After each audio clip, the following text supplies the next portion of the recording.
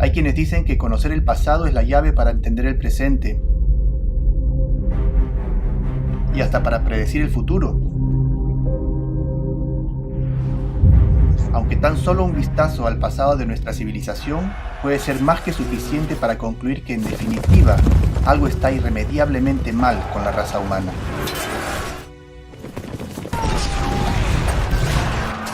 Tanta maldad,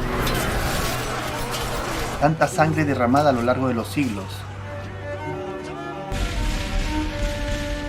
¿A dónde vamos a parar? ¿Qué nos depara el futuro?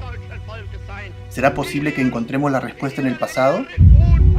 ¿Existe una respuesta a esta incógnita? En medio de un inmensurable océano de teorías y tratados, existe un libro muy interesante, un antiguo libro del que se afirma fue escrito por encargo del creador de todas las cosas, en el cual algunos aseguran que se encuentra la respuesta a las preguntas más importantes, en cuyas páginas han sido profetizados los eventos más trascendentes de la historia de la raza humana desde su inicio, y que aún predice el final de la era del hombre. ¿Qué habrá de cierto en todo esto? Bienvenidos al primer capítulo de nuestro estudio bíblico de la cadena profética de Dios. En este estudio, nosotros vamos a querer establecer y analizar una secuencia de eventos descritos primero en el capítulo 7 del libro de Daniel y luego en el capítulo 13 del libro de Apocalipsis del apóstol Juan. Vamos a tomar como punto de partida el año 550 a.C., que es la época en la cual el profeta Daniel vivía en Babilonia, cuando el pueblo de Israel fue llevado cautivo, deportado a Babilonia tras la conquista y destrucción de Jerusalén por parte del rey Nabucodonosor. Vamos a avanzar versículo a versículo en este capítulo 7 del libro de Daniel y vamos a revisitar los hechos históricos que están relacionados con esta profecía. Vamos a recorrer los reinos que se han ido sucediendo en el mundo a partir de este tiempo histórico, hasta llegar al día de hoy. Y aún vamos a adentrarnos en el futuro, porque esta profecía llega hasta el tiempo del fin.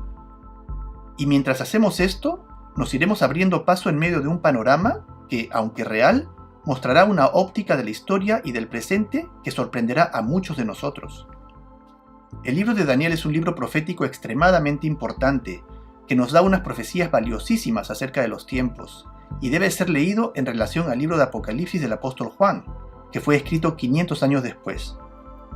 El libro de Daniel es una plantilla para la comprensión del libro de Apocalipsis, es decir, que la comprensión del libro de Apocalipsis es sencillamente imposible sin el conocimiento del libro de Daniel. Ambos podrían bien ser considerados como dos tomos del mismo libro. Tienen el mismo lenguaje, y todas aquellas profecías inconclusas que encontramos en el libro de Daniel son completadas en el libro de Apocalipsis, haciendo a ambos libros interdependientes el uno del otro. Ahora, para comenzar también con esta investigación, nosotros tenemos que hacernos de dos herramientas que nos van a ser muy útiles a lo largo de nuestro estudio. La primera es una corta lista de palabras simbólicas y su significado, a la que podríamos llamar el diccionario del lenguaje profético. Y cada vez que nos encontremos con alguna de estas palabras a lo largo de nuestro análisis, nos vamos a valer de esta herramienta para ayudarnos a descifrar la profecía. Este diccionario del lenguaje profético ha sido diseñado estrictamente en base a lo que la misma Biblia define. Como podremos ver más adelante, los términos utilizados en profecía son explicados por la misma Biblia, no dando lugar a ninguna especulación o arbitrariedad. La segunda herramienta de la cual nos vamos a querer valer la extraemos del capítulo 2 del libro de Daniel. Este capítulo habla acerca del sueño del rey Nabucodonosor, el cual consistió en una estatua de figura humana conformada de diferentes metales, la cual tenía la cabeza de oro, el pecho y brazos de plata, el vientre y muslos de bronce, las piernas de hierro y los pies de hierro mezclado con barro cocido, donde, según la interpretación que le dio el profeta Daniel, cada metal representaba a uno de los reinos que se sucedieron a partir de Babilonia. Esto nos va a servir como una referencia para avanzar en nuestro recorrido de la profecía bíblica, así como de la historia. Aunque no vamos a ahondar en esta historia en particular, que es la del sueño del rey Nabucodonosor, yo definitivamente recomendaría mucho que se detengan en esta presentación y agarren su Biblia, y si no tienen una Biblia, pueden encontrar la Biblia en varios sitios de internet, y lean de principio a fin el capítulo 2, el capítulo 7 y el capítulo 8 del libro de Daniel. El capítulo 2 es de fácil lectura, porque es más que nada una corta historia. Y aunque el capítulo 7 y 8 están cargados de simbolismo, también son narrados en el marco de una trama, que aunque de seguro no van a comprender como se debería, les va a dar una base muy útil, para luego pasar a desglosar versículo a versículo y comprender el significado exacto, categórico, que no deje ni siquiera un poquito de duda del mensaje contenido en cada una de estas profecías. Entonces, sin más espera, comenzamos a leer el capítulo 7 del libro de Daniel. Capítulo 7, versículo 1. Dice: En el primer año de Belsasar, rey de Babilonia, o sea que esto es hacia el final del reino de Babilonia, tuvo Daniel un sueño y visiones en su cabeza mientras estaba en su lecho. Luego escribió el sueño y relató lo principal del asunto. Ahora nos abrochamos los cinturones y empezamos nuestro viaje. Versículos 2 y 3 dicen: Daniel dijo: Miraba yo en mi visión de noche, y he aquí que los 4 vientos del cielo combatían en el gran mar, y 4 bestias grandes, diferentes la una de la otra, subían del mar. Entonces tenemos aquí los 4 vientos del cielo, que según nuestra interpretación podrían ser los 4 puntos cardinales. Luchaban en el gran mar que significa las naciones, y 4 bestias grandes, diferentes la una de la otra, son 4 reinos grandes, diferentes el uno del otro, que surgían del mar, subían del mar o subían de las naciones. Leamos estos textos para estar completamente seguros de lo que estamos hablando. Para los 4 vientos del cielo vamos a revisar 3 pasajes. El primero está en Zacarías 2:6, que dice, refiriéndose al pueblo de Dios: Huid de la tierra del norte, dice Jehová, pues por los 4 vientos de los cielos os esparcí, dice Jehová. Aquí pareciera estar diciendo que el pueblo de Dios fue esparcido por los 4 puntos cardinales, o por todos lados, ¿no? Luego tenemos a Daniel 11, 3 y 4, refiriéndose a Alejandro el Grande y al reino de Grecia. Dice: Se levantará luego un rey valiente, el cual dominará con gran poder y hará su voluntad. Pero cuando se haya levantado, su reino será quebrantado y repartido hacia los 4 vientos del cielo. En este caso también sabemos que el reino de Grecia se dividió en 4 reinos, hacia los 4 puntos cardinales, norte, sur, este y oeste, como lo podemos ver en este mapa. Entonces aquí parecería que los 4 vientos del cielo también se refiere a los 4 puntos cardinales. Y nuestra última referencia la encontramos en Marcos 13:27, donde Jesús dice: Y entonces el Hijo del Hombre enviará sus ángeles y juntará a sus escogidos de los 4 vientos, desde el extremo de la tierra hasta el extremo del cielo. Aquí también podemos ver cómo los 4 vientos del cielo parece referirse a los 4 puntos cardinales. Ahora vamos a ver qué es lo que quiere decir el gran mar. Leamos Isaías 17:12. Dice: Hay multitud de muchos pueblos, que hará ruido como estruendo del mar, y murmullo de naciones que harán alboroto como el bramido de muchas aguas. Entonces tenemos acá que el mar está relacionado con las naciones en este versículo. Luego tenemos Salmos 65:7. Dice: El que sosiega el estruendo de los mares, el estruendo de sus ondas y el alboroto de las naciones. Segundo versículo que está relacionando los mares con las naciones. Y el más contundente es el que podemos leer en Apocalipsis 17:15, donde dice: El ángel me dijo también: Las aguas que has visto, donde la ramera se sienta, son pueblos, muchedumbres, naciones y lenguas. Aquí tenemos el segundo símbolo explicado claramente. El mar o las aguas son las naciones de la tierra. ¿Qué encontramos para bestia? Vamos a leer entonces los versículos 17 y 23 del mismo capítulo 7 del libro de Daniel, para ver el significado de bestia. Daniel 7:17 dice: Estas 4 grandes bestias son 4 reyes que se levantarán en la tierra. Daniel 7:23 dice: El ángel dijo así: La 4ª bestia será un 4º reino en la tierra, el cual será diferente a todos los otros reinos, y a toda la tierra devorará, trillará y despedazará. Entonces lo tenemos muy claro. Una bestia es un reino, una nación o un poder político, porque en el versículo 17, aunque dice reyes, en realidad se está refiriendo también a reinos. No podemos convertirlo en otra cosa. La Biblia es muy clara explicando su simbología. Cualquier otra interpretación ya es producto de la imaginación humana. ¿No creen? Tenemos que, si nosotros respetamos la simbología que la misma Biblia provee, no nos es difícil comprender la profecía. de la misma manera que no nos sería difícil llevar ninguna otra disciplina. Cuando yo veo, por ejemplo, una persona leyendo un libro aparentemente incomprensible, como de genética o de matemáticas, pues me imagino por un minuto, carambas, este es un genio. Sin embargo, no es necesariamente el caso. Si uno conoce la simbología, simplemente la lectura se hace mucho más sencilla, la comprensión se hace clara, y no es una ciencia oculta que uno no pueda comprender, ¿no? Y el concepto de bestias no es un concepto peyorativo o despectivo. A la hora que la Biblia habla de bestias, no está queriendo utilizar una connotación negativa, simplemente una bestia es un animal. Así de sencillo. Y el hecho de relacionar reinos, países o naciones con bestias no es un concepto antiguo, ni solamente bíblico, es algo que se hace hasta el día de hoy. Por ejemplo, tenemos que el país de Inglaterra se representa a sí mismo, se identifica como un león, el león de los mares, ¿no? Ellos lo colocan en sus estampillas, en sus escudos de armas, en sus libros. Inglaterra para todos en este mundo es el león de los mares. ¿Y qué es China? ¿Cómo conocemos a China? China es conocido como el dragón. O el oso. ¿Quién es el oso en la actualidad? El oso es Rusia. Para todos, Rusia es conocido como el oso, ¿no? Y Estados Unidos está de más decirlo. Estados Unidos es conocido como el águila calva. Y así muchas otras naciones son comúnmente identificadas con un animal, ya sea por sí mismas o por el mundo. Ahora vamos a regresar a estos versículos 2 y 3 del capítulo 7, vamos a leerlos de nuevo, pero esta vez vamos a reemplazar las palabras simbólicas para darle un significado más fácil de comprender. Leamos. El versículo 2 dice: Daniel dijo: Miraba yo en mi visión de noche, y he aquí que los 4 vientos del cielo combatían en el gran mar, y 4 bestias grandes, diferentes la una de la otra, subían del mar.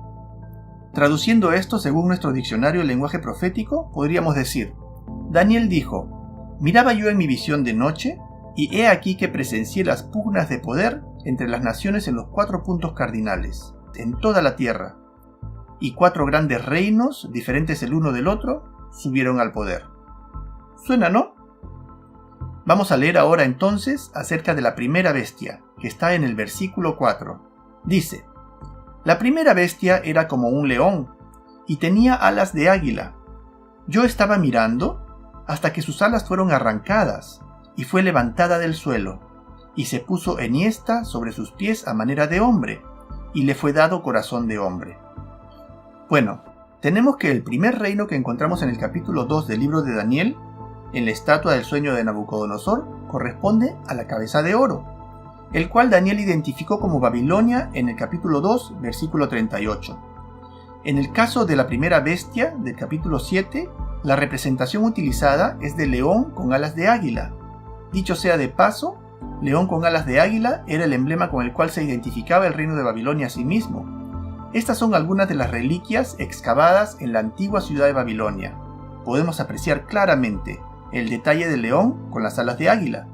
Podemos darnos cuenta, en algunas esculturas se nota más, en algunas como esta por ejemplo es menos notorio. Sin embargo, es claro que aquí todos son leones con alas de águila.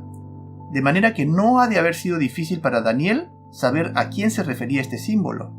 Entonces vamos a concluir que esta primera bestia era el reino de Babilonia, que dominó el mundo antiguo desde el año 605 hasta el 539 a.C., hasta que fue conquistado y reemplazado por la segunda bestia. Este va a ser el primer eslabón de nuestra cadena profética. Y como dijimos, corresponde a la cabeza de oro de la estatua del sueño de Nabucodonosor, del capítulo 2 del libro de Daniel. Ahora, algo fascinante es que esta bestia fue levantada del suelo y se puso enhiesta sobre sus pies a manera de hombre, y le fue dado un corazón de hombre. Es decir, que aunque sus alas fueron arrancadas, o en otras palabras, aunque el reino fue conquistado, esta Babilonia se personificó en un hombre, dice. Un hombre a quien le fue dado un corazón de hombre. Interesante. Ahora, ¿qué es lo que la Biblia dice acerca de las cualidades del corazón del hombre? Leamos Jeremías capítulo 17, versículo 9. Dice: Engañoso es el corazón, más que todas las cosas, y desesperadamente perverso. ¿Quién lo conocerá? Entonces podemos decir que de Babilonia quedó un hombre engañoso y desesperadamente perverso. ¿Y a dónde fue a parar este hombre? Guardemos este concepto para más tarde en nuestro estudio cuando vamos a averiguar el paradero de este hombre y descubrir su identidad. Cuando leemos la Biblia, vamos a encontrar que la nación de Babilonia, desde el Génesis, cuando se habla de la Torre de Babel, de donde provino su nombre de Babilonia, hasta el libro de Apocalipsis, se representa como una ciudad que personifica al enemigo del pueblo de Dios, personifica el mal. La palabra Babel significa Bab, portal, el Dios, portal a Dios, donde el ser humano toma las prerrogativas de la divinidad y usurpa el rol de Dios. Llama la atención cómo, aunque la propia ciudad de Babilonia dejó de existir hace bastante tiempo, esta es aún nombrada en la Biblia en numerosas oportunidades, como la causante de grandes males. Se le menciona en el libro de Apocalipsis capítulo 17 como la madre de todas las rameras y las abominaciones de la tierra, y como la causante de la muerte de los mártires y los santos de Dios, y aún en el contexto de profecías que corresponden al presente y hasta al futuro. ¿Será posible que Babilonia de alguna manera esté presente aún en estos tiempos? La Biblia nos dice que esta ciudad, este reino, se personificó en un individuo. ¿Y qué pasó con este individuo? Este tema es en extremo importante y central en nuestro estudio. Sin embargo, ya llegará el momento en el cual vamos a encontrar la identidad de este personaje. Por ahora, vamos a continuar nuestra cadena profética con el segundo reino, y vamos a leer ahora el versículo 5, que dice: Y he aquí otra segunda bestia, semejante a un oso, la cual se alzaba de un costado más que del otro, y tenía en su boca 3 costillas entre sus dientes. Y le fue dicho así: levántate, devora mucha carne. Bueno, esta segunda bestia, este segundo reino, aparece como un oso que se levanta más de un lado que del otro y tiene 3 costillas en la boca. Obviamente las costillas de la primera bestia, a la cual ha devorado. Y bueno, nos es fácil saber cuál es este reino que conquistó a Babilonia, ya que podemos encontrarlo en el mismo libro de Daniel en el capítulo 5, versículo 28, cuando Daniel le dice a Belsasar, rey de Babilonia: tu reino ha sido roto y dado a los medos y a los persas. La historia también lo corrobora. Prácticamente todo historiador antiguo, como Heródoto o Flavio Josefo, etc., han registrado la conquista de Babilonia por Ciro el Grande, rey del imperio medo-persa, el cual también corresponde a los pechos y brazos de plata de la estatua del sueño de Nabucodonosor. Entonces esta bestia viene y devora la carne de la primera bestia, le hace guerra y la reemplaza, y tenía 3 costillas en su boca, y se alzaba de un costado más que del otro, dice. Ahora, ¿por qué dice que esta bestia se alza más de un lado que del otro? Es la misma razón por la que la historia decidió llamar a este reino el imperio medo-persa, en vez de llamarlo con un solo nombre, como Babilonia, Grecia, Roma. Este reino tiene un nombre compuesto. Curioso, ¿no? Pues la razón detrás de este nombre compuesto es que en esta nación ocurrió un fenómeno particular. En esta nación coexistían 2 reinos distintos. Uno de ellos era el reino de Media y el otro el reino de Persia. De estos 2, la raza media, los medos, era la raza dominante, el linaje real, que gobernaba sobre la raza persa. Y a los persas se les veía comúnmente a cargo de trabajos de servidumbre en el reino, y también se les veía conformando parte del ejército de Media.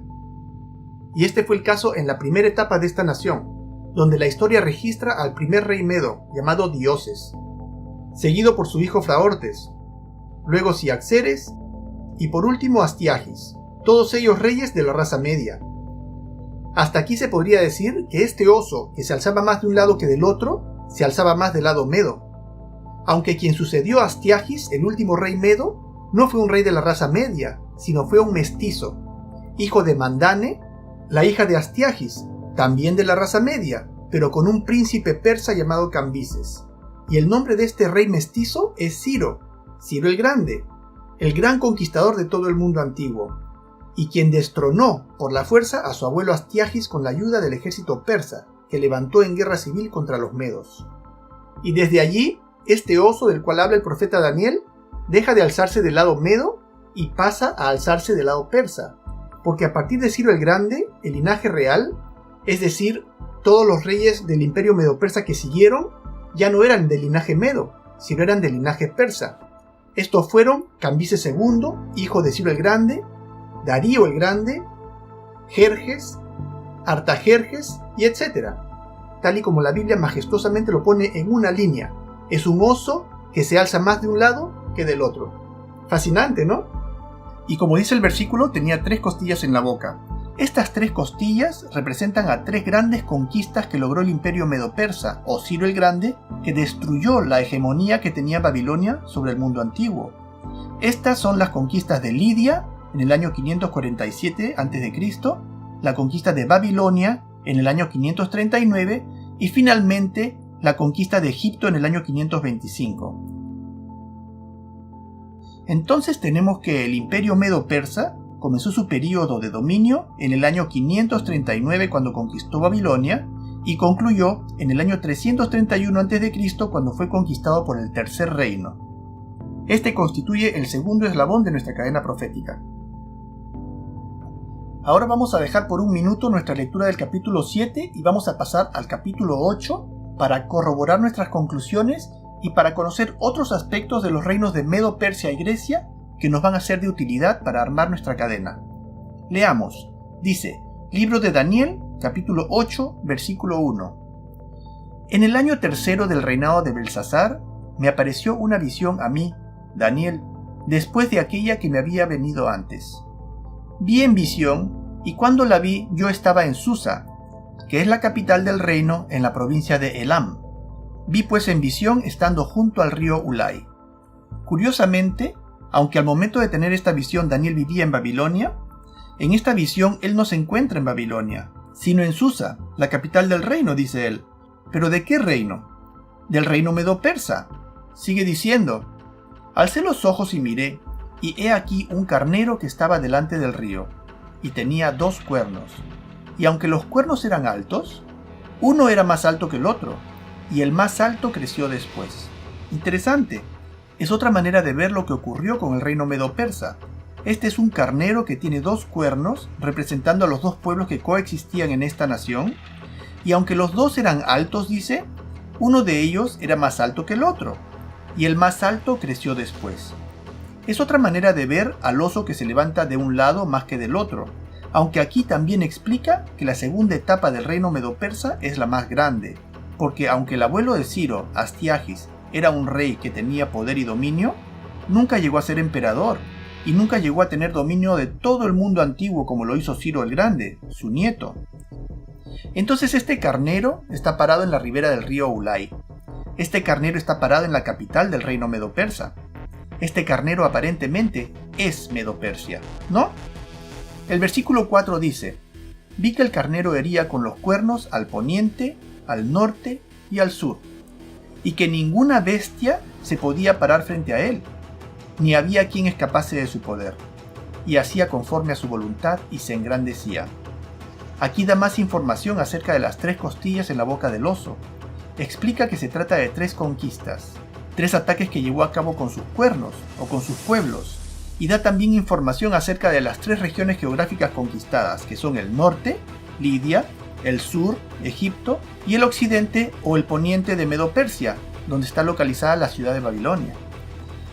Además da a entender que este reino llegó a ser un imperio sin rival, al menos por algún tiempo. Versículo 5 dice, mientras yo consideraba esto, mientras yo veía a este carnero engrandeciéndose y conquistando, mientras yo consideraba esto, he aquí un macho cabrío venía del lado del poniente. Del lado del poniente es el occidente, ¿no? Sobre la faz de toda la tierra, sin tocar la tierra. Fascinante. Tenemos que este macho cabrío viene del poniente, del lado del mar Mediterráneo, y viene corriendo muy rápido, tan rápido que no toca la tierra. Eso dice. Eso me hace acordar al Correcaminos, ¿recuerdan?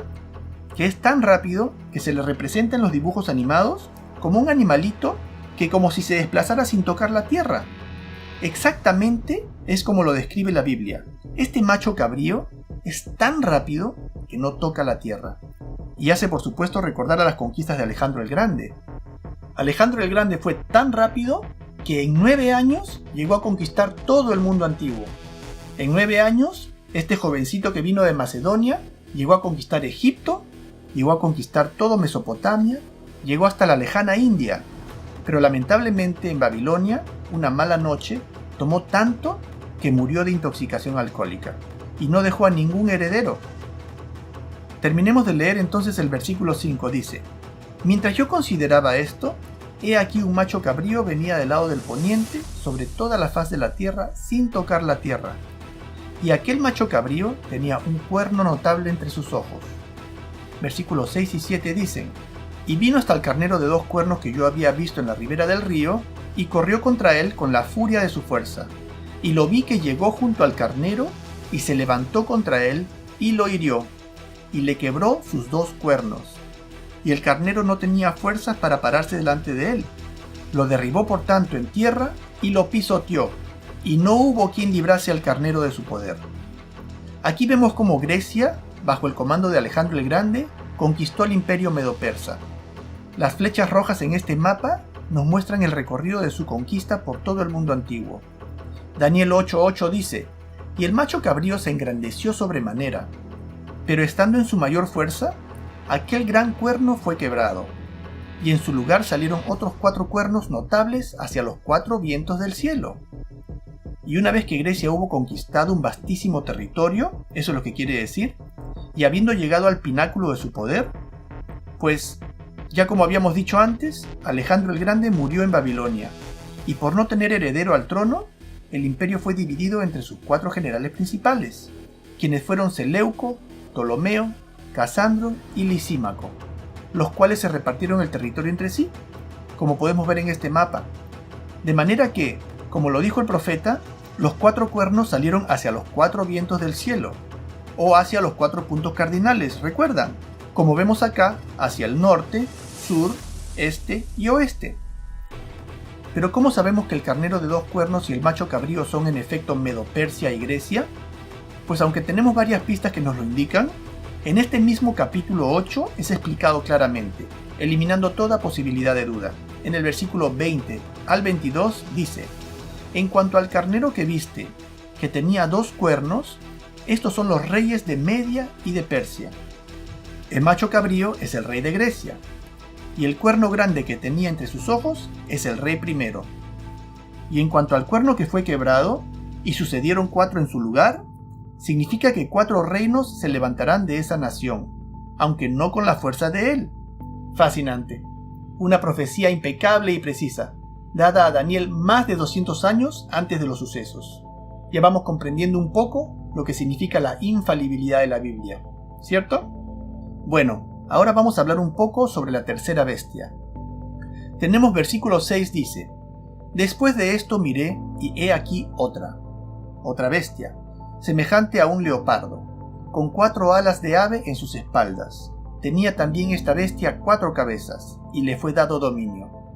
Ahora, luego de haber revisado la profecía de Daniel capítulo 8 que acabamos de leer, nos resulta fácil identificar a la tercera bestia con Grecia, que corresponde al vientre y muslos de la estatua del sueño de Nabucodonosor, del capítulo 2 del libro de Daniel.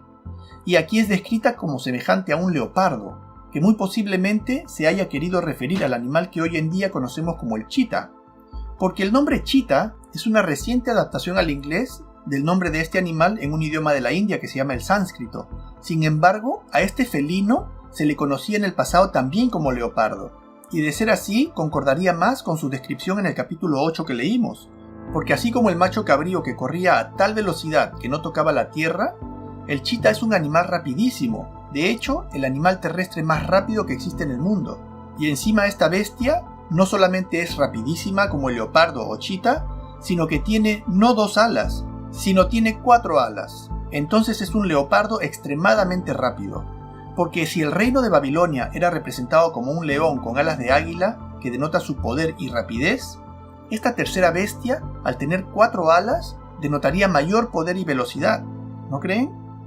Y también tiene 4 cabezas. ¿Por qué tiene 4 cabezas? Muy sencillo, por la misma razón que al macho cabrío del capítulo 8 le salieron 4 cuernos luego que se rompiera su gran cuerno notable, quien era, según claramente lo explica, Alejandro el Grande cuando murió, y los 4 cuernos, como explicó, fue que este reino se dividió en 4. Entonces esta bestia en forma de leopardo tiene 4 cabezas porque es un reino que se dividió entre 4. ¿Recuerdan? Ptolomeo, Seleuco, Casandro, Lisímaco, los 4 generales de Alejandro el Grande. Entonces el tercer eslabón de nuestra cadena profética sería Grecia, que dominó desde el año 331 hasta el 168 a.C. Ahora vamos a detenernos acá porque la cuarta bestia es una bestia especial. Es una bestia que no muere, sino que muta, que se reinventa. Es diferente a todas las otras bestias y es una bestia que merece toda nuestra atención y ponerla aparte. Vamos a detenernos en nuestro estudio, vamos a pasar al siguiente capítulo donde vamos a analizar a la cuarta bestia, que tiene 3 fases, como ya veremos, y definitivamente se va a llevar un buen rato de nuestra conversación analizándola, explicándola y llegando a conclusiones interesantísimas que nos va a dejar a todos maravillados. Si este video ha sido de ayuda para ti y quisieras que otras personas conozcan esta poderosa verdad, por favor asegúrate de hacer saber que te gusta, coméntalo y comparte este video. Este video es parte de un estudio bíblico de la cadena profética de Dios. Y yo quisiera animarte que veas toda la serie de este estudio haciendo clic en el enlace de la derecha. Y asegúrate de suscribirte en este canal si todavía no lo has hecho. Veamos entonces el siguiente capítulo de nuestro estudio bíblico. Muchas gracias.